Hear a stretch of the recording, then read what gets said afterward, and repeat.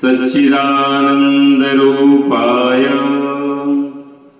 विश्वोत्पत्त्यादिहेतवे तापत्रयविनाशाय श्रीकृष्णाय वयं नमः। कृष्णाय वासुदेवाय हरे परमात्मने प्रणतक्लेशनाशाय गोविन्दाय नमो नमः।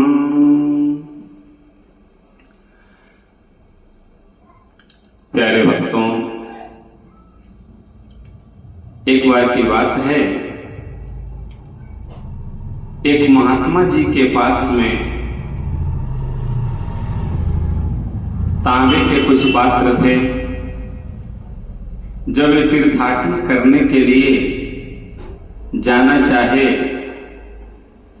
तो सोचे कि इन पात्रों को साथ में लेकर के चलूं, जहां जरूरत होगा वहां भोजन बना करके खा लूंगा। घर से तांबे के पात्र लेकर के जब निकले,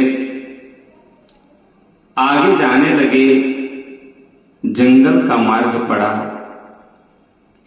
उनका मन बदल गया। सोचे कि ये बर्तन कहां कहां लेकर के ढोता फिरूंगा, इन बर्तनों को यही जंगल में गड्ढा खोद करके रख दूं। जब वे गड्ढा खोद करके बर्तन को गड्ढे में रखे और गड्ढे में से जो मिट्टी निकली थी उसके ऊपर एक कूड़ा बना दिए, पिंडी के जैसा, ताकि जब मैं आऊंगा तो ये पहचान रहेगा मिट्टी का कूड़ा और आकर मैं अपने बर्तन को लेकर चला जाऊंगा। ऐसा करके महात्मा जब वहां से गए तो गड्ढा खोद करके कूड़ा बनाते हुए उस महात्मा को कुछ लोगों ने कुछ दूरी से देख लिया। महात्मा जी तो चले गए, लेकिन अब गांव के जो लोग देखे थे उनको जब कहीं बाहर जाना होगा तो अपने मन में सोचे कि वो महात्मा जी जब गए थे तीर्थाटन के लिए तो इस जंगल में मट्टी का एक पिंडी बना करके गए थे। हो सकता है ऐसा करने से काम सफल होता हो, इसलिए हम भी इनके पास में ही एक मिट्टी का पिंडी बना दें। और वे भी मिट्टी का एक पिंडी बना करके चले गए बाहर। उनको भी कुछ लोगों ने देखा और वे जब जाने लगे तो वे भी मिट्टी की पिंडी बना करके गए। अब धीरे धीरे देखा देखी उस गांव में एक परंपरा बन गई। मिट्टी का पिंडी बनाने की परंपरा बन गई और बहुत सारी मिट्टी की पिंडी बन गई जंगल में। एक वर्ष के बाद में जब महात्मा जी तीर्थाटन करके लौटे तो मन में सोचे चलूं अपने तांबे के पात्र को ले लूं। जब ये गए जहां अपना पात्र रखे थे, अब वहां देख रहे हैं कि बहुत दूर तक उन्हीं की जैसी मिट्टी की पिंडी सब दिखाई देने लगी। अब उनको पता नहीं चला कि मेरा एक पूरा मिट्टी का कौन है जिसके नीचे मैं बर्तन गाड़ करके रखा हूं। 2, 4, 10 पिंडी को हटा हटा करके खोद करके अपना बर्तन ढूंढे, लेकिन उनका बर्तन नहीं मिला। अब सोचे कि अब मैं क्या करूं, कितना ढूंढूंगा, छोड़ करके चले गए। और जब जाने लगे तो उनके मुख से ये निकला, गतानुगतिको लोको न लोकः परमार्थिकः पश्य लोकस्य मूर्खत्वं हृतं मे ताम्रभाजनम्। महात्मा बोले कि देखो, लोग बड़े ही मूर्ख हैं। गतानुगतिको संसार के लोग एक दूसरे को देख करके उनके पीछे वैसे ही चलने वाले हैं। ज्ञान से कोई नहीं चलता है। आज उनके मूर्खता के कारण मेरे ताम्र के बर्तन नष्ट हो गए, खो गए। अब मैं क्या करूं? ऐसा कह करके महात्मा अधीर होकर के अपने घर गए। सज्जनों, इस संसार में भी जो पूर्ण ब्रह्म परमात्मा हैं,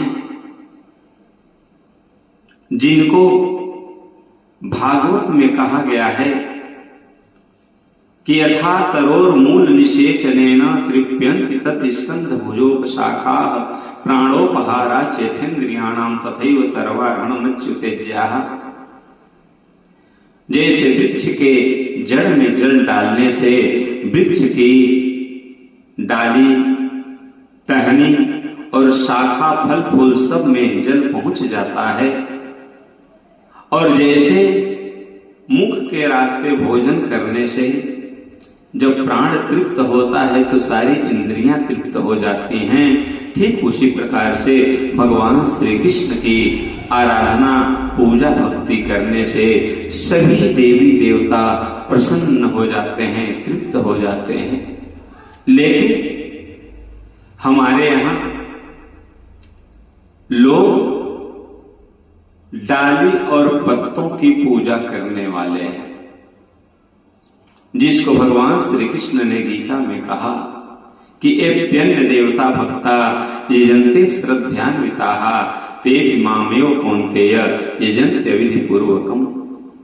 कृष्ण कहते हैं कि हे अर्जुन, जो मुझे छोड़ करके मेरे अंश से उत्पन्न जितने देवी देवता हैं उनकी पूजा करता है, वह भी मेरी ही पूजा होती है, लेकिन वह पूजा अविधि पूर्वक होती है। विधि पूर्वक जो पूजा होती है, वह यदि कोई मेरी पूजा कर दे, मेरी भक्ति कर दे, मेरी आराधना कर दे, मुझको भोग लगा दे, तो दुनिया के सारे देवी देवता सभी मेरे अंदर ही वास करते हैं, सभी तृप्त हो जाएंगे, ऐसा भगवान श्री कृष्ण कहते हैं। लेकिन जो कोई यदि डाली की यानी कृष्ण को छोड़ करके दूसरे किसी देवी देवता की पूजा करता है, उसको देख करके सभी लोग उधर ही चले जाते हैं। इसको गतानुगतिको लोका कहते हैं।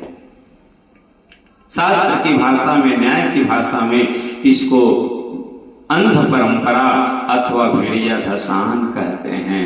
देखी देखा नहीं करना चाहिए। जो सच्चाई है उसको अपना करके तब उस कार्य को करना चाहिए, उस मार्ग को पकड़ करके चलना चाहिए। देखी देखा जब तक हमें ये न पता चल जाए कि इस काम को करने से यह फल प्राप्त होगा हमें, तब तक उस कार्य को नहीं करना चाहिए। प्यारे भक्तों, आप लोग भी किसी के देखी देखा मत करिएगा, नहीं तो जैसे महात्मा के ताम्र के पात्र नष्ट हो गए, खो गए, ऐसे ही आपका भी सारा परिश्रम निरर्थक चला जाएगा। इसलिए जो भी काम करना सोच समझ करके करना। जय जय श्री राधे।